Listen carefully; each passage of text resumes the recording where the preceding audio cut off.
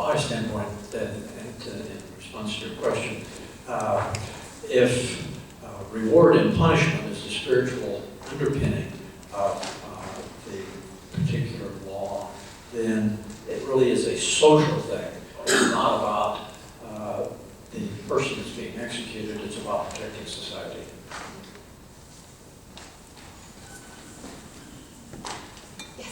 Okay. Designated Like, microphone. Just 1 second. Talking there, so.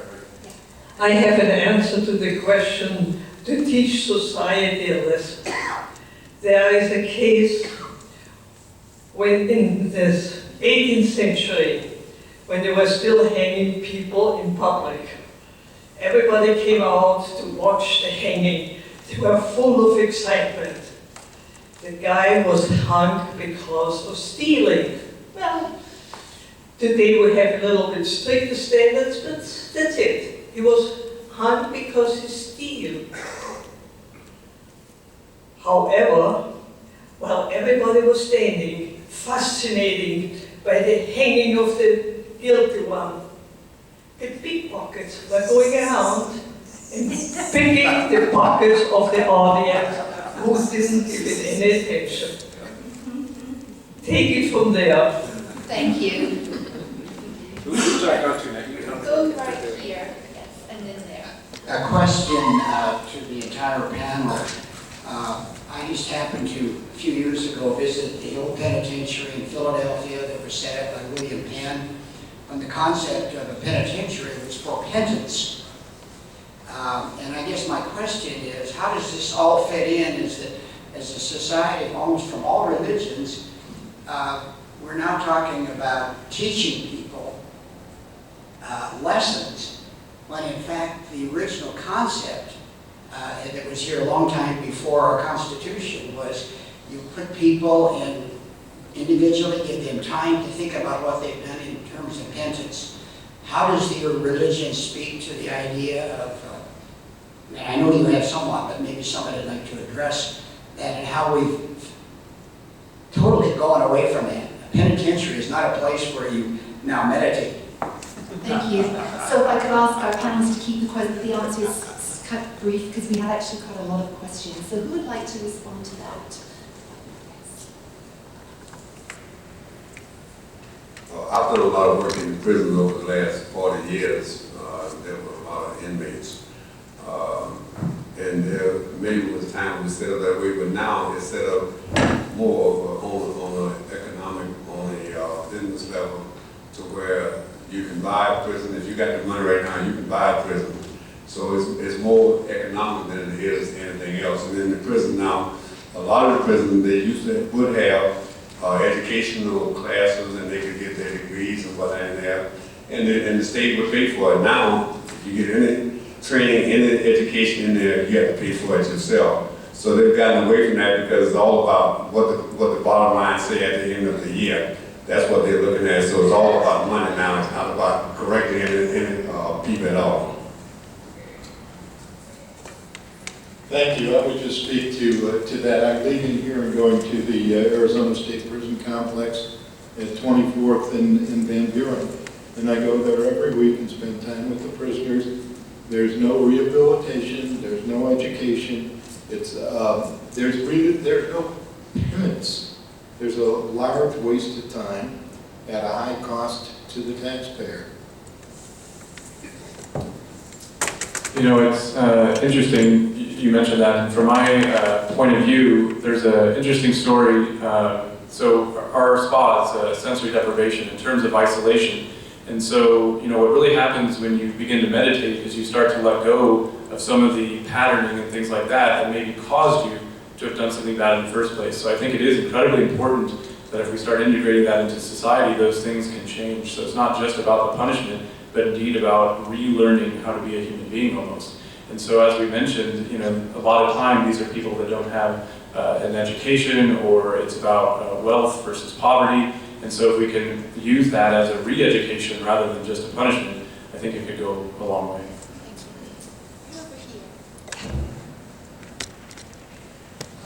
First, I have to answer or comment on the statement that there's not education going on in prisons. I would suspect there's a lot of education, but it's about how to become a better prisoner, because that's what you're hearing from your peers. Well, you're hearing from your peers. But I had questions for the panelists at both ends of the panel.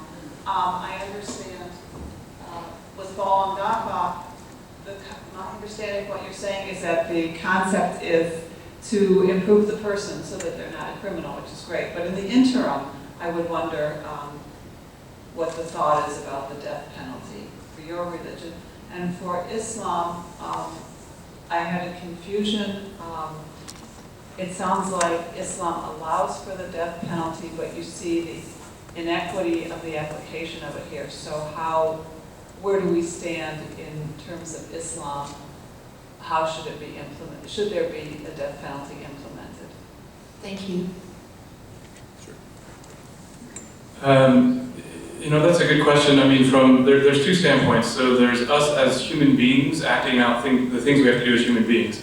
And so Falun Dafa doesn't give any precepts onto how as human beings we should live. It's simply a spiritual practice. And so as human beings, it's up to us to facilitate our understanding of the Fa. And so, that's what, they taught in Taoism, that's what Christ taught in Christianity is the way, right? And so there's this characteristic that they're teaching us to return to. So as human beings, it's up to us how we interact and manifest that in society. And so the religion doesn't in itself tell us what to do. It's up to us to bring the standard up. And so I don't know if that answers your question, but that's the best way I could explain it. So you're up. That's up to you as an individual. And so as individuals, we have to get together and figure that out. But I'm saying from the standpoint of Falun Dafa, it doesn't set those guidelines. It's up to us to do that. There's no precepts. There's no precepts.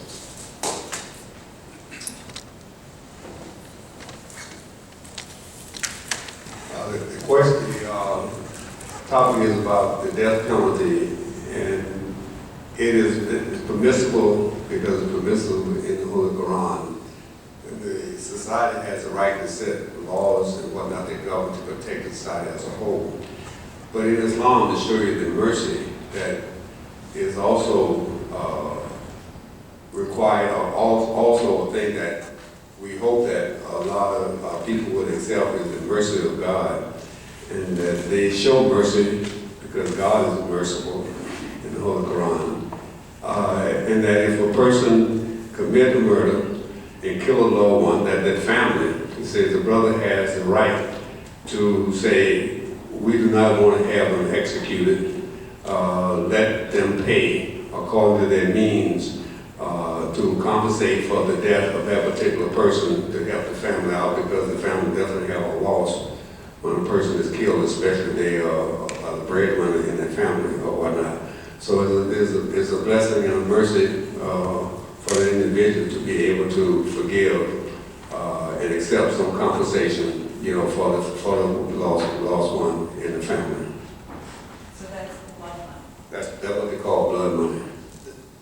This gentleman asked a question, and then the gentleman over in the shirt, and then I'll Yes. grab the way after that. Could I just clarify in my own mind your question about the education in prisons?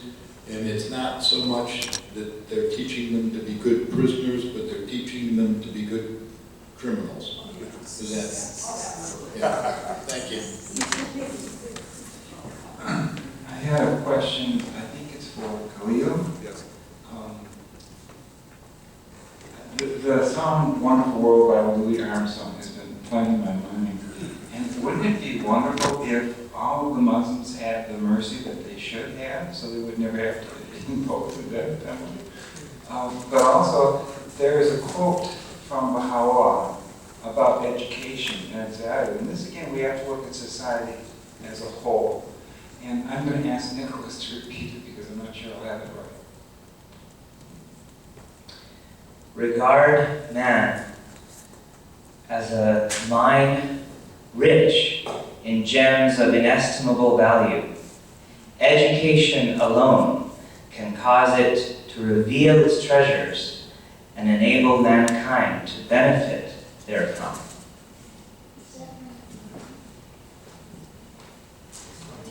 Did you understand the question? He you want me to answer the question?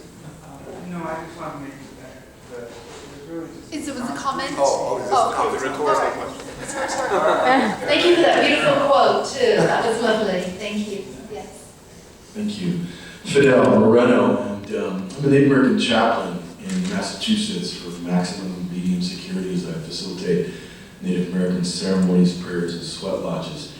And just two comments on the question. One is that the Native Americans in Massachusetts had to file a lawsuit for the federal or for the state prison system to acknowledge that they also had a spiritual responsibility. They bring in Catholics, Baptist ministers, Jewish rabbis, and so Native Americans had to do that. I think there's an aspect, and I'm doing some work now here in the Lower Buckeye County Jail with a young man who's mentally ill and been in jail for over 300 days.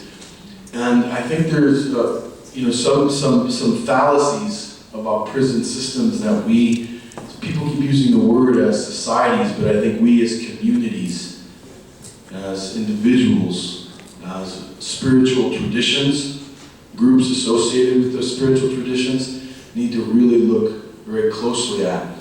My degree's in criminology, not criminal justice. And I had the honor and privilege of studying with a man by the name of Dr. Greg Barrick, who wrote a book called In Defense of Whom, which really shows the fallacy of the public defender system.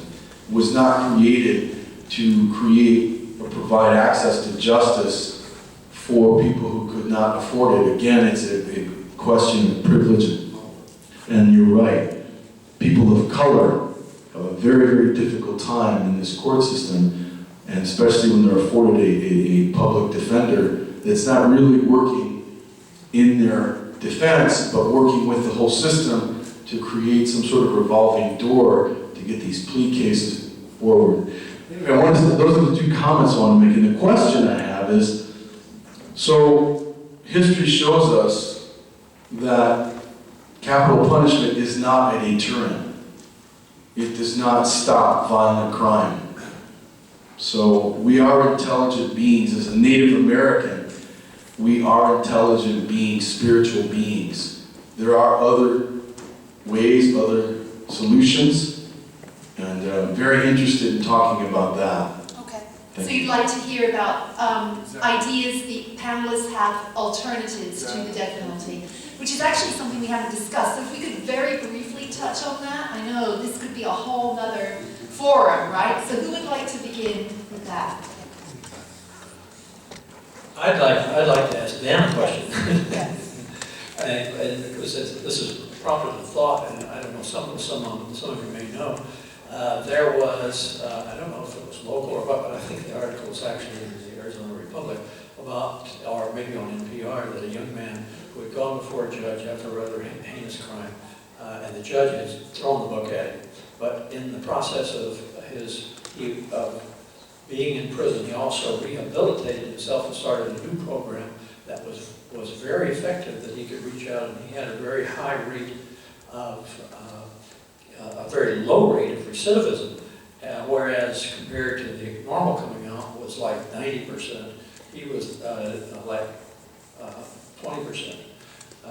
Do you know who that was? Oh, and it was so effective that the judge then joined the program that he was promoting and was supporting and giving sentences out based on what this young man was doing. Thank you. Yes. I don't know specifically what you're talking about, and I don't know that I even understood the question. If there were a man on death row who developed a program that improved the recidivism rate, I'd be darn surprised, because the people I know on death row don't do anything except sit in a cell for 23 hours a day. This wasn't death row, this was some other crime. Okay, well, there's a lot that can be done to improve our recidivism rate, and the recidivism rates aren't improved by harsh treatment. They aren't improved with a lack of respect. They aren't improved with denigrating a human being. I really think that the solution to the problem of the death penalty and all of the crimes that we have in society today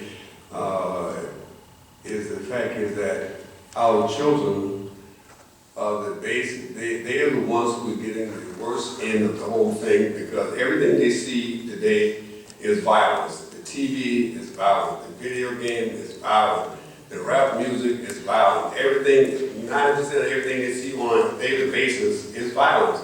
Until we begin to make changes in the things that affect our kids because they're growing up, they're like a sponge. And their brain, whatever they're seeing, they're taking it in. And they're internalizing this, and in the end, they're acting out what they've seen. They think this is a way of life because some of them have no other direction to go in. So the violence and whatnot is because of the things that we allow to go in this country today, and we say freedom of this and freedom of that and freedom of that, but not freedom for moral justice in the society today. So it's going to start with our kids. That's what we have to change. There was a time when the kids was when I was young, the kids was in the church every Sunday, 3 or 4 times a week. We was in church, we was in the mosque or the temple or whatever. But today, you go around and I see very few children actually attending the church.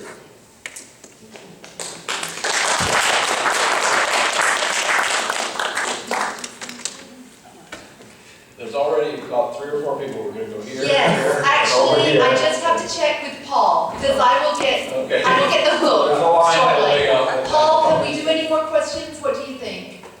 Can we do a couple more? Okay. Yes, couple more. Brief, no comments, just a question, please. Sorry, if you'd like to make a comment to the panelists afterwards, that would be lovely. Well, I've got a very, very short comment, prefatory to a question. I'm affiliated with a religious group that's often charged with being overly legalistic, and I think this group does, in fact, see a lot of overlap between law and justice. And one of the principles I've been taught, I believe it's in Tractate Sanhedrin, is when someone is accused and witnesses are brought before the court, and the system that's being described didn't have prosecutors, but there's an accuser, and it is subsequently determined that the witnesses and the accuser are engaged in false testimony. They are given the punishment that the accused otherwise would receive. And I wonder if anyone finds that a reasonable reform that might eliminate some problems in our present justice system. Thank you. I have a friend who tells me he's opposed to capital punishment except in cases of prosecutorial misconduct. I know in Islam, if a person accuses someone of adultery, they say that they're to be given, the person who committed adultery, if they're proven guilty, they'll be given 100 lashes. Now, if you accuse a person of adultery or fornication and is not able to prove that, you get 80 lashes. So that's how that works. So, did you want to go back to other points that someone brought up on alternatives to capital punishment? Well, there are many, and the one that most people speak of today is life in prison without the possibility of parole. That is the one that's most often spoken of. Another is life in prison without the possibility of parole with restitution, or the blood money you're paying back to society or the victim's family. And Arizona had, up until the previous legislative session, 25 to life. Right now, individual convicted of first-degree murder is either going to be sentenced to death or they're going to be sentenced to life in prison. And there's no room for rehabilitation or redemption, which I think most of us agree. And I'm going to get your terminology right, but we can do work within ourselves that will allow for redemption or rehabilitation.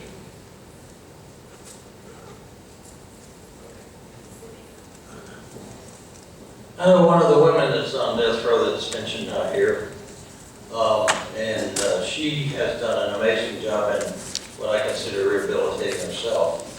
But somebody has to buy books and send them to her. Somebody has to pay for the ice she wants to sit on to keep herself cool in the summer because they have air conditioning. It's just horrible. But anyway, this is a comment. Zero computations, Dan. My experience, and I've been doing legal work for a long time, is that the clemency board is quite frustrated because they don't have any support from the governor. So they're they don't. I don't even go anymore because I can know those people are so frustrated by having been turned down repeatedly by the governor. Okay, that's number one. Number two, my experience too is that those people that are hired by the state, called public defenders, legal advocates, and so forth, they never see an innocent person in their minds, and so they never do any work. And I wondered if you could comment on either of those. They just assume everybody's guilty and they try to negotiate a plea, whether the guy's innocent or not, staring in the face of proof that they're not guilty. Thank you. I would comment that it's been my experience with the clemency board that I even refer to it when I go down there as I'm going down to a non-clemency hearing. It's just cut and dry. The governor has dictates, and I'm not talking specifically about the existing governor, but throughout the time. You know, there is no clemency in Arizona. And as to the other aspect, I would be hesitant to speak that way of all public defenders. I know some who are very diligent, but they are overworked. They don't often see their clients until deep into the system, and they do seek pleas. You know, that's, as you say, that's what they want for, the plea, not the proof of innocence. I just had to make a comment, because if I were accused of murder and was facing the death penalty, I would want a public defender to represent me, at least in the state of Ohio, because that's the individual who's had the most experience with death penalty law. And so just don't think just because you're a public defender, you're a paid assassin. That's simply not true, and that's a huge misconception.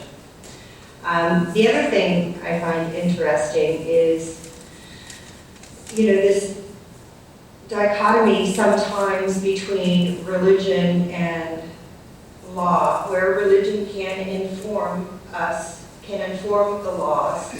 If religion cannot answer all the questions that a society is faced with.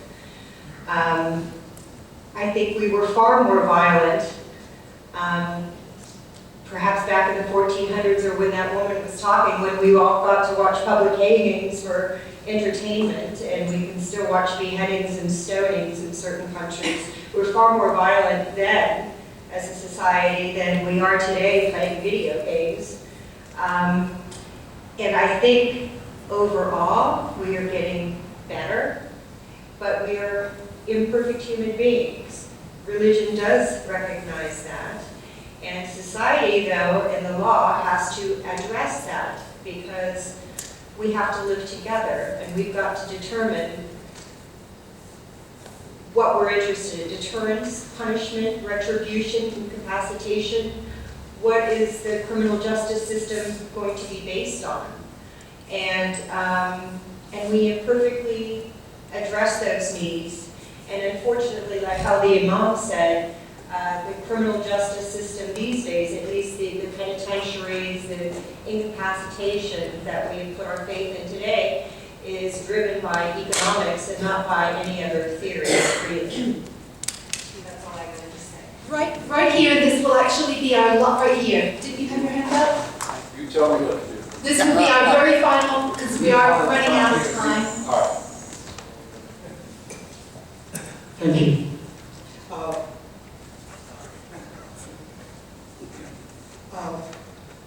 I don't know how many of you, most of you know about the persecution of Baha'is in Iran in the last 170 years of the existence of the faith.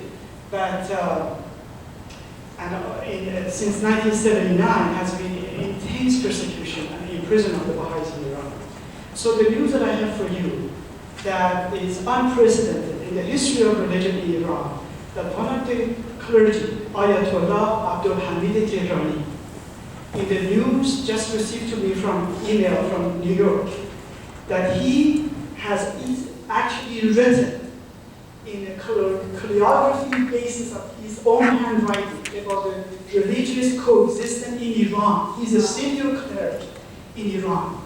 And he and a few other Ayatollah have supported his thing. Of course, it depends where it's going to go from there to Ayatollah Khomeini and the whole layers of bureaucracy there. But yet, this has never happened, and Ayatollah publicly writing a calligraphy, and he picked up a quotation from the Kitab that the most holy book, consort with all religion with amity and concord, and he said, this is a gift I am giving to the Baha'is in Iran and the Baha'is of the world. So therefore, he wanted this to be published all over so the people know that Iran is moving in a different direction. As Imam mentioned, the religion of Islam itself, by itself, in Quran is not. He actually quoted a quotation from Quran about the coexistence of all religion in Iran and all over the world. It's right there. But then also he quoted from the Holy Book of the Baha'i Kitab that's what the consort. So I just want to share that with you. And I give a copy to Dr. Eppinger. Thank you so much.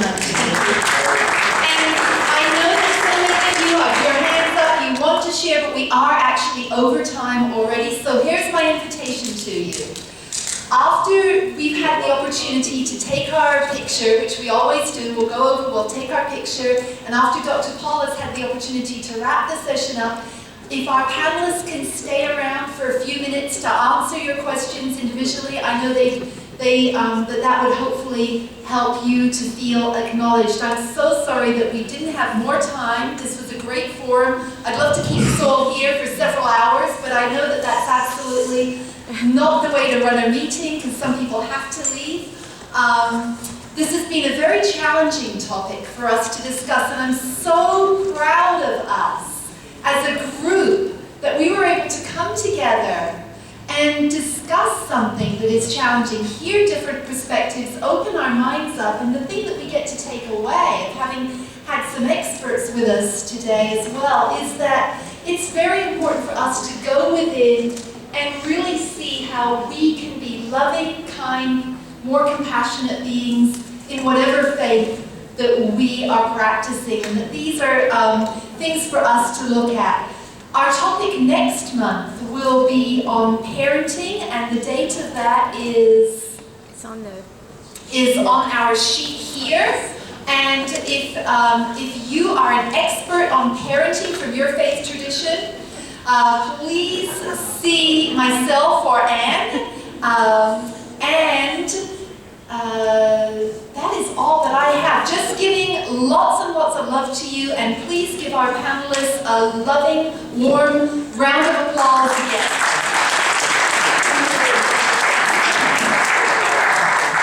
Let me say thank you to all of you for coming, especially are some of you students, college students.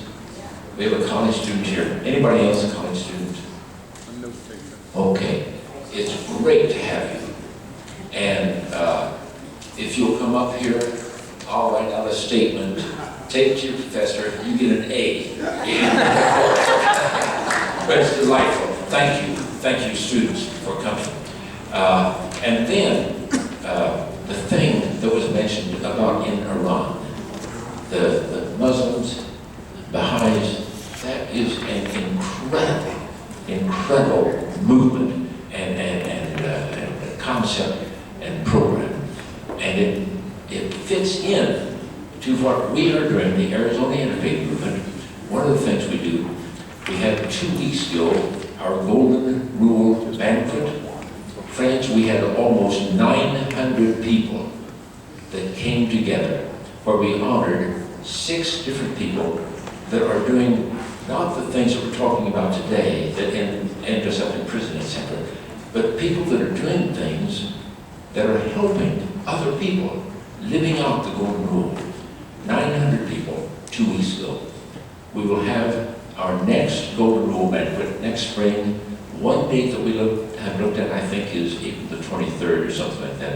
It's not solid, but we'll get that out. But start thinking now about next year for that event, because it's such an incredible event to see people that are living out the golden rule. Now, as was mentioned on the sheets that you have here, parenting is on May the 20th, and Khalil mentioned that we've got to start with our children. They're getting all the violence from every phase of life. Our next program, May the 20th, we'll be working on that. Then we start again. We don't have a faith forum June, July, or August, but on September the 16th, we will have our next, after May, our September 16th faith forum, and then October the 20th. It's the third Tuesday of each month. And Larry, thank you for allowing us to come here and be this marvelous facility.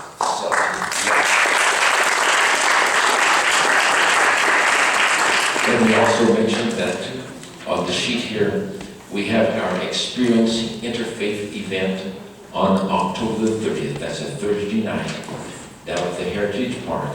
And we will be looking again at the opportunity of being served incredible food by the Sikh community, this marvelous food that they prepare, and it will be given to us.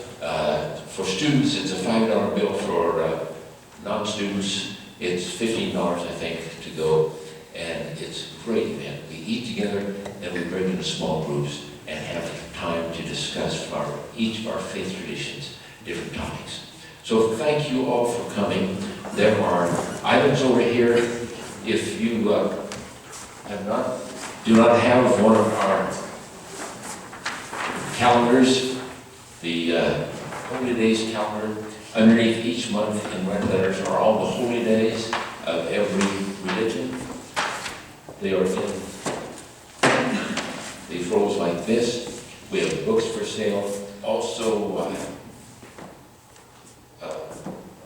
these of course free to give from It's a movie. It's called Free China. It's a movie that came out last year. It was Michael Perlman, who also produced some documentaries about Tibet and the things going on in Tibet. And this actually won the Hollywood Music Awards. It was the winner last year for the theme song. So it just tells about the persecution going on in China, and it is just very, very well done. There's a half a dozen or so of these up here, so please feel free to also. And Paul, Dan also has a sign-up sheet if people want to learn more about the death penalty alternatives for Arizona. Okay, and can they come up here and sign it? Okay. Now also, say something about these. Are these to give away? Yes, those are also to give away. They're the lotus flower, paper lotus flower. And on the little tag there, it just says truthfulness, compassion, and forbearance. And so there's just a nice symbolism of the cultivation practice. You know, the lotus flower is something beautiful growing out of the mud. So those are free as well for you guys. Okay, thank you. Again, thank you all for coming, and we will see you on May the 20th. Let's again give a round of applause.